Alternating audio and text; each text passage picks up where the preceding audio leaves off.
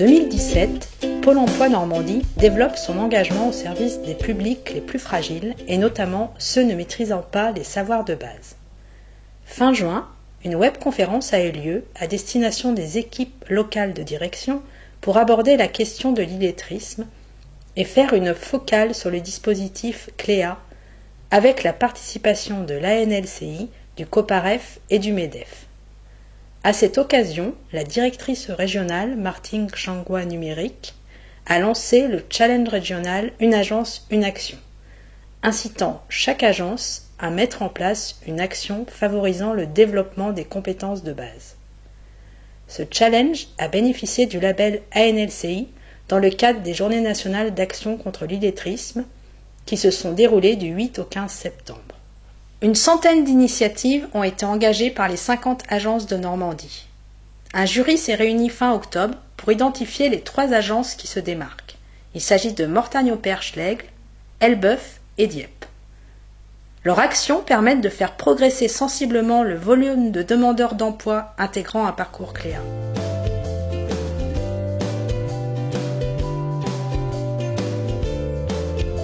Notre bassin, donc, qui représente l'Aigle-Mortagne, est un bassin qui est vraiment très impacté par le risque d'illettrisme.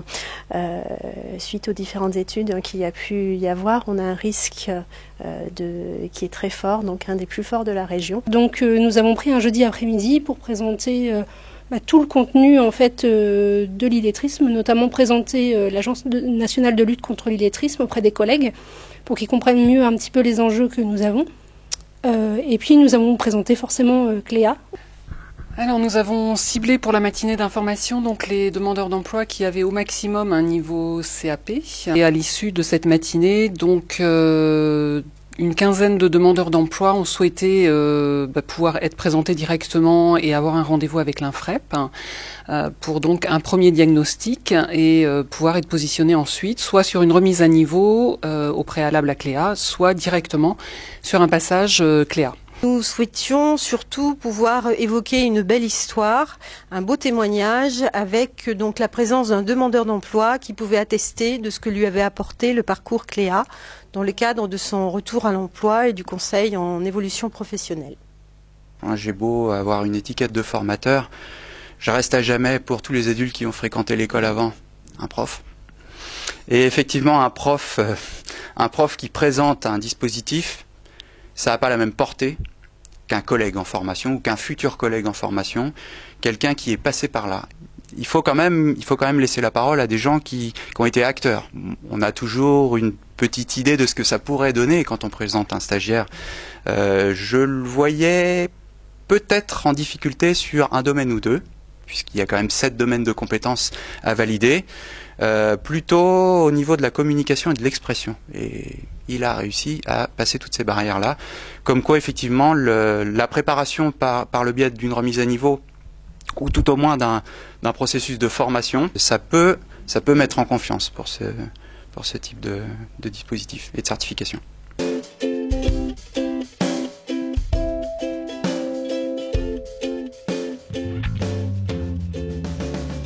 L'idée de base, c'était de dire on n'y va pas tout seul, on y va avec tous ceux qui œuvrent sur le territoire pour à la fois informer, mais également prendre en compte, accompagner les personnes sur le dispositif. Très rapidement, on en est venu à proposer, à part ces informations collectives qui informaient le plus grand nombre de public, à présenter la possibilité d'être accompagné, d'être informé en tout cas, tous les mercredis matins, lors d'une permanence qui se déroulerait chez Pôle emploi. Alors, dans le cadre aussi de l'information au plus grand nombre d'acteurs pouvant relayer l'information et puis être aussi des prescripteurs potentiels de ces entretiens individuels.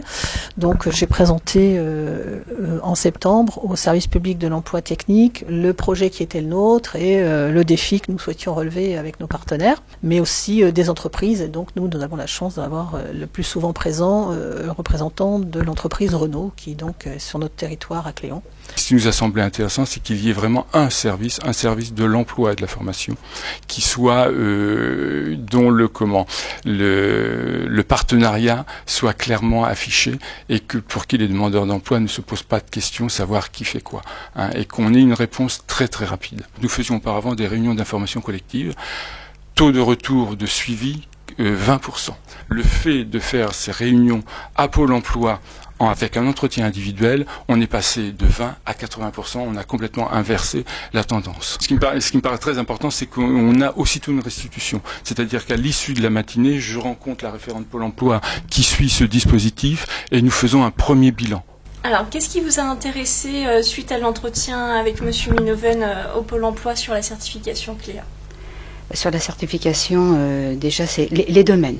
Les 7 domaines, là, ça m'a intéressé. Et puis de connaître aussi à travers tous ces domaines mes points faibles et mes points forts. Alors les points forts, ça va concerner tout ce qui est numérique. Les points faibles, c'était surtout les mathématiques. On peut se rattraper avec une formation derrière, justement. C'est ça qui est intéressant. Donc formation que vous allez entamer là courant du mois de décembre, puisqu'en ce moment, grâce à cette évaluation Cléa, on vous a proposé au sein du Greta des vacations pour réaliser de la saisie de dossier suite à vos points forts sur le domaine 3 de la certification Cléa.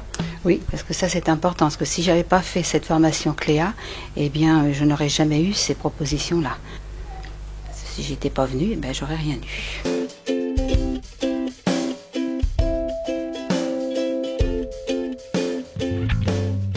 Nous avons fait appel donc à Forgec Nord 2000 pour présenter à l'ensemble des conseillers le dispositif afin que les conseillers puissent s'approprier la connaissance et ensuite prescrire.